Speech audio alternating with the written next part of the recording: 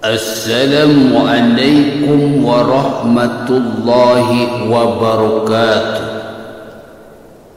Ibu-ibu hadirin pemuda-pemudi sebangsa setanah air, dari Sabang sampai Merauke,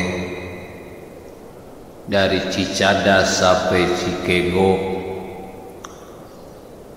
dari timur ke barat, dari barat ke timur, dari utara ke selatan, dari selatan ke utara, baik yang ada di Indonesia maupun di luar Indonesia. Selamat berjumpa, selamat bertemu kembali, saling asa, saling asih, saling asuh bersama Ustadz Agus. Pilpres sebentar lagi sudah akan kita laksanakan. Pada kesempatan ini saya hanya akan mengingatkan pada diri saya, mengingatkan pada istri saya, anak-anak saya, keluarga besar saya, masyarakat saya, rakyat, bangsa dan negara saya, juga umat dan agama saya, bahwa sesungguhnya telah terjadi kejahatan yang nyata. Apa, Bu? Telah terjadi kejahatan yang nyata. Bapak-bapak dengar di sini? Telah terjadi kejahatan yang nyata. Saudara-saudari yang di pojok kanan, di pojok kiri, tahu tadi yang saya bilang? Telah terjadi kejahatan yang nyata pada Pilkada DKI Jakarta tahun 2017 yang lalu.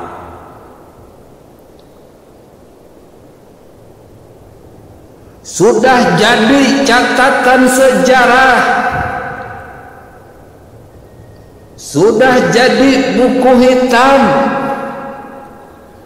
di mana gubernur yang baik, gubernur yang bela rakyatnya, gubernur yang peduli sama kebinekaan, gubernur yang punya niat ingin membangun daerah Jakarta, memberantas kemiskinan, memberantas kebodohan, memberantas kekumuhan, memberantas korupsi, dibasmi, dipreteli,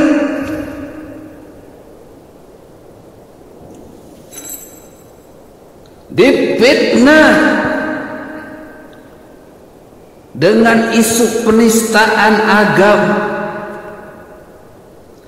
dihabisi dengan hoax, dihancurkan nama baiknya, dihancurkan keluarganya, dihancurkan karir-karirnya oleh mereka-mereka yang menganggap sok suci, oleh mereka-mereka yang sok benar sendiri. Takbir paling kenceng tapi hatinya tidak takbir. Takbir paling keras tapi pikirannya tidak takbir.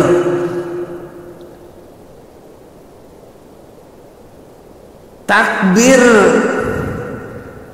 paling menggelegar tetapi mulutnya busuk, tidak takbir. Takbir menggema di sekitar Monas, tetapi perbuatannya seperti binatang, kanibalis, teman makan teman,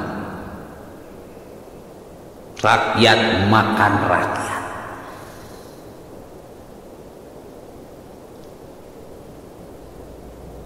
Menghabisi seorang pemimpin yang baik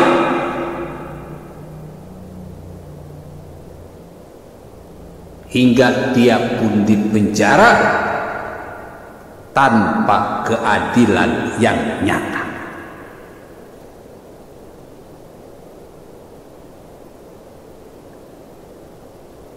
Tahu Bapak Ibu siapa dia?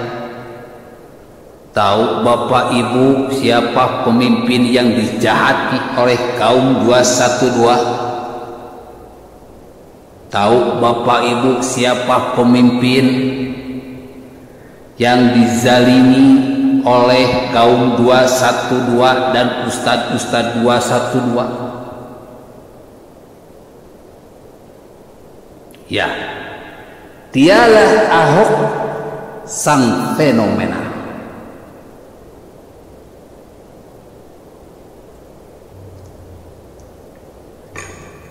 Pertanyaannya, kenapa Ahok dijungkirkan?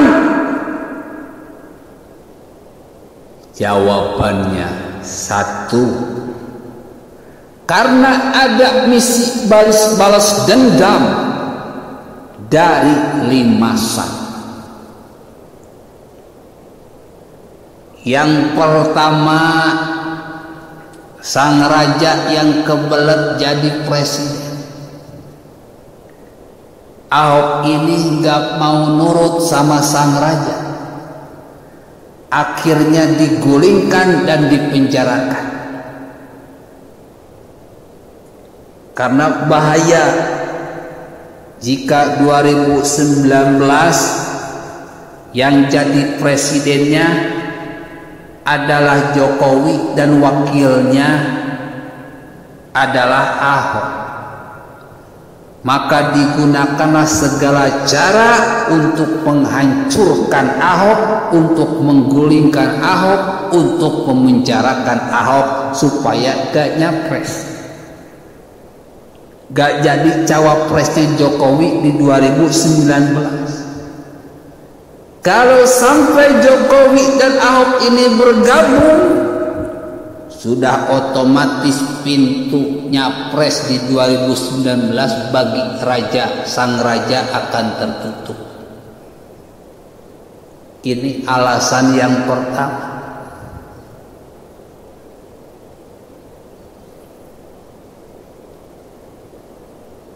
Makanya sang raja sekarang ketika Jokowi tanpa Ahok, memang perjuangannya masih berat, tetapi jauh lebih berat jika yang di sampingnya Jokowi itu adalah Ahok. Menghantam Jokowi cukup dengan tebar hoax, tebar gibah, tebar fitnah, seperti yang sudah lama kita saksikan. Ada 2019 ganti presiden, itu tujuannya untuk memprovokasi rakyat di seluruh daerah agar tebar kebencian kepada pemerintahan yang sah. Negara jadi kacau balau, ada makar, kekuasaan berpindah. Namun sayang, gagal. Lalu ada lagi Ratna Sarumpait, hoak Ratna Sarumpait dan BPN.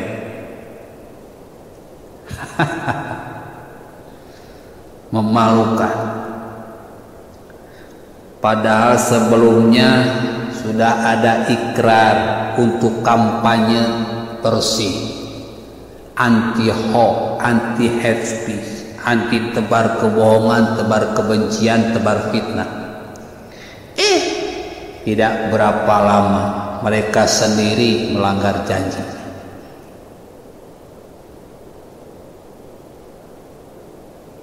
Ternyata tidak hanya Ratna Sarumpait yang kemarin, Yang terbaru satu selang untuk 40 orang. Datang lagi 7 kontainer dicoblos oleh 01. Datang lagi kasus pepes Gerindra, Opmak-mak, pepes Opmak-mak dari Gerindra, katanya oknum 3 orang bikin hoax kelewatan edan. Ada lagi, muncul lagi yang di Sulawesi atau entah di mana pakai baju PKS, bikin hasutan dengan isu agama, sama seperti yang di Karawang. Tidak lama yang terakhir muncul lagi Ustadz Tengku Zulkarnain, si Ustadz dari MUI yang suka doyan gibah, fitnah dan hoax, kini terkena batunya. Tebar hoax dengan nyata.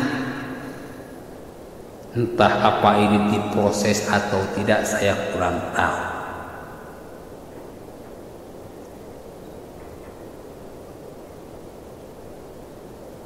Jadi jelas kenapa Ahok digulingkan, karena bahaya jika Ahok berpasangan dengan Jokowi di 2019, maka sudah dipastikan pemenangnya adalah Ahok dan Jokowi. Ketika Ahok sudah tumbang, ketika Ahok sudah dipenjarakan, maka Jokowi seperti kaki pincang. Satu. Yang kedua, kenapa Ahok ditumbangkan, kenapa Ahok dipenjarakan, kenapa Ahok dihancurkan?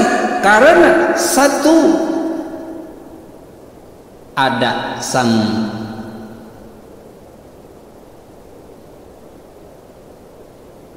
bibit yang ingin jadi imam besar, yang sekarang banyak terjeras kasus hukum, akhirnya melarikan diri ke negeri seberang dan tidak kembali hingga sekarang. Dan yang ketiga adalah sang koruptor yang kebelet ingin korupsi kembali. Ketika di zaman Ahok sangat susah korupsi, keran korupsi ditutup.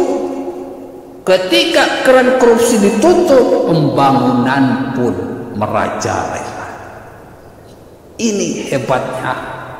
Rakyat disejahterakan, bangunan kumuh dibuatkan rumah susun. Kerja cepat dan kerja hebat dari Ahok telah membuahkan hasil yang nyata bagi perkembangan dan kemajuan negeri Jakarta. Namun sayang rakyat Jakarta, rupanya keimanan dan keislamannya masih rendah. Yang keempat, sang mafia yang kebelet ingin menguasai proyek. Di kita ini negara kaya, tetapi mayoritas umat atau rakyatnya berada pada garis kemiskinan. Jawabannya kenapa? Karena di negara Indonesia terlalu banyak mafia dari rakyat bawah hingga tingkat elit. Mafia merajalela di mana-mana. Ada mafia kursi sekolah, ada mafia kalau dulu KTP, ada mafia tanah, ada mafia bank, ada mafia BPJS, ada mafia proyek, ada mafia parkir, dan lain sebagainya, dan lain sebagainya. Di zaman Ahok mafia tidak berkutik. Semua dipegang kendali Ahok, semua proyek dilakukan dengan sebenar-benarnya demi menghasilkan pembangunan yang berkualitas.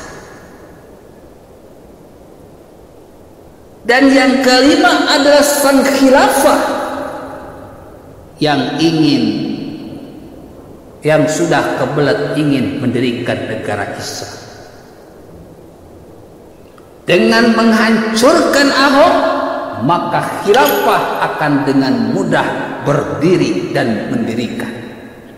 Pergerakannya semakin mudah, perdakwahnya semakin didengar. Rakyat pun sedikit banyak akan banyak berpengaruh jika Ahok kalah. 5 sang ibu adalah 5 alasan kenapa Ahok dijungkirkan, kenapa Ahok dibasmi, kenapa Ahok dimusnahkan, kenapa Ahok dizalimi, kenapa Ahok dinistakan, kenapa Ahok dipenjarakan, kenapa Ahok keluarganya dihancurkan, kenapa Ahok nama baiknya dihancurkan. Orang-orang yang zalim ini, para penjahat ini lupa terhadap firman Allah. Ala la'natullah 'alal zalimin.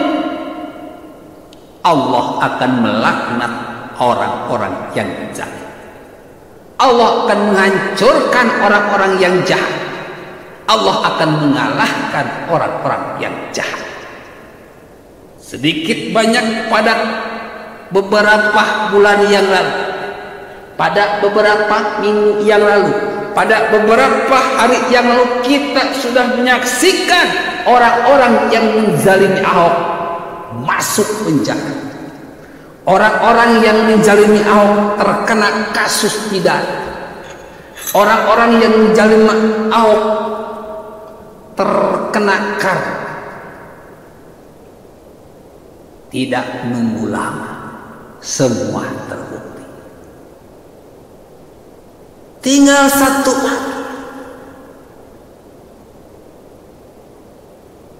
Rakyat Indonesia tidak boleh lupa bahwa sang raja yang menzalimi Ahok harus dikalahkan di Pilpres 2019.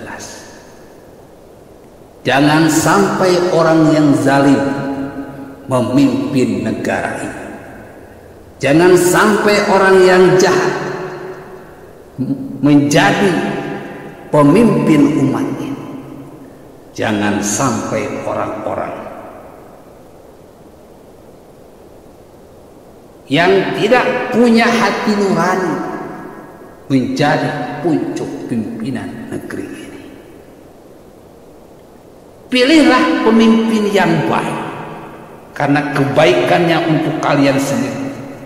Jika kalian memilih pemimpin yang jahat, maka kejahatannya untuk kalian sendiri. Ingat, kejahatan yang sudah mereka lakukan pada Ahok jangan sampai terjadi pada Jokowi. Kejahatan yang sudah terjadi yang sudah mereka lakukan pada Ahok jangan menimpa kepada rakyat Indonesia. Kejahatan yang terjadi pada Pilkada DKI jangan terjadi pada Pilpres 2019. Billahi taufiq wal hidayah. Wassalamualaikum warahmatullahi wabarakatuh.